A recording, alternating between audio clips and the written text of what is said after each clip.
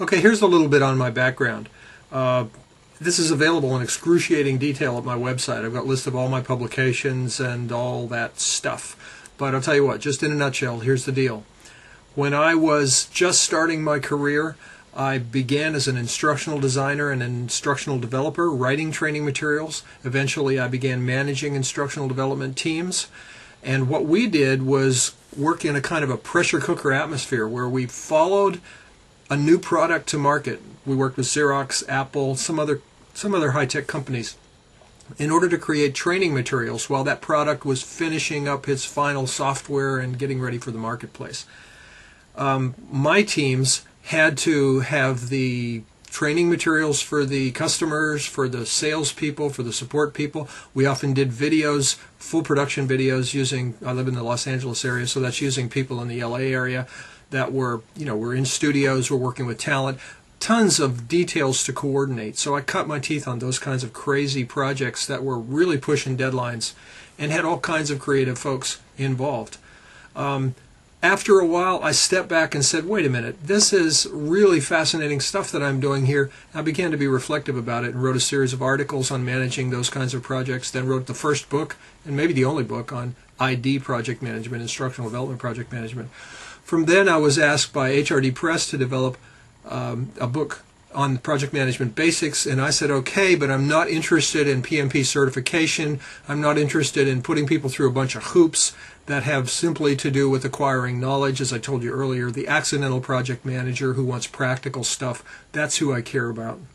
So I said to HRD Press, let's write a book that's practical and that's focused on specific tools. That's where my heart is.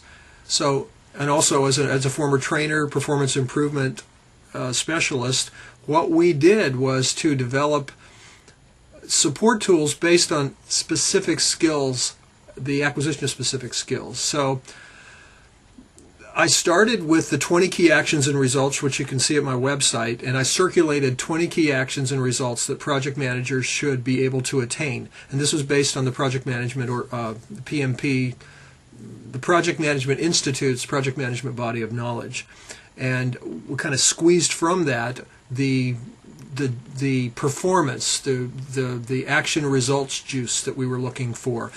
Then took those 20 key actions and results. After I had circulated those to people I had people on my team from all bunches of companies, from a pillow manufacturing company ranging to healthcare, to Microsoft, Xerox, financial organizations. A lot of different companies looked at that and gave me feedback on these essential project management processes.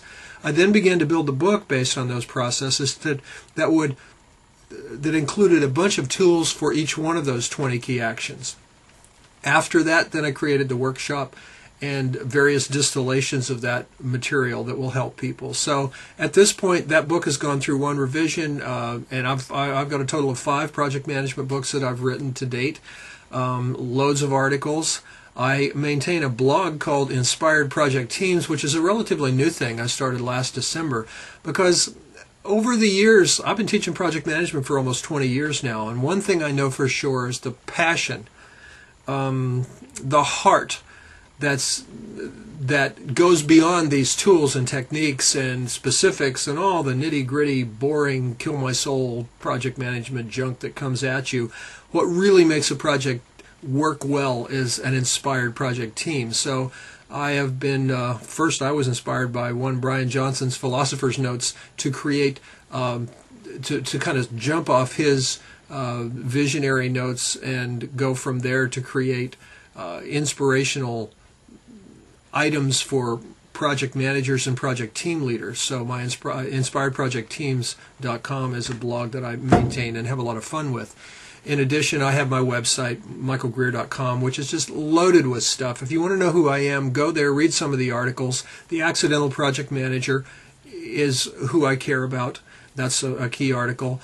You got too many projects, how are you going to prioritize them? That's an article there with some step-by-steps.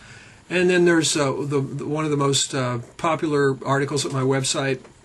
One is called 10 Guaranteed Ways to Screw Up Any Project. So you can check that out. In fact, I've got some very good feedback on that. from a lot of people, organizations, where they say, look, we're doing all this stuff, we got to fix this.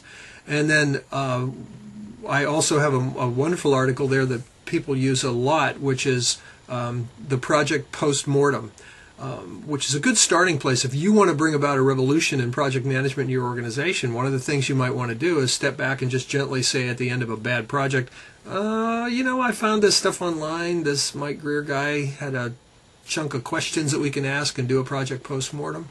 Let's take a look at them, and let's just go through one of these post-mortems and see what we can learn, and maybe we can apply our lessons learned to the new project. So the bottom line, I care about making things less painful, more interesting, more effective, and most importantly, I guess what distinguishes me from other project management consultants is I don't care if you become PMP certified. I think that's nice. You'll find the concepts and tools I talk about are consistent with PMP certification. And by the way, there's 3 or 4 other certifying bodies out there. There's Prince 2, and there's the ASAPM, which is has just come up with a new competency-based certification. So it's not about the certification. It's not about passing tests. It's about making your life less painful by using just enough project management. And that's what I've kind of dedicated my career to, is getting in there and helping people roll up their sleeves and say, this isn't so bad. We can use a little of this and a little of that and plug it in. So that's my background, and you can read all the official listings of articles and degrees and everything else at my website under background. So thank you for listening.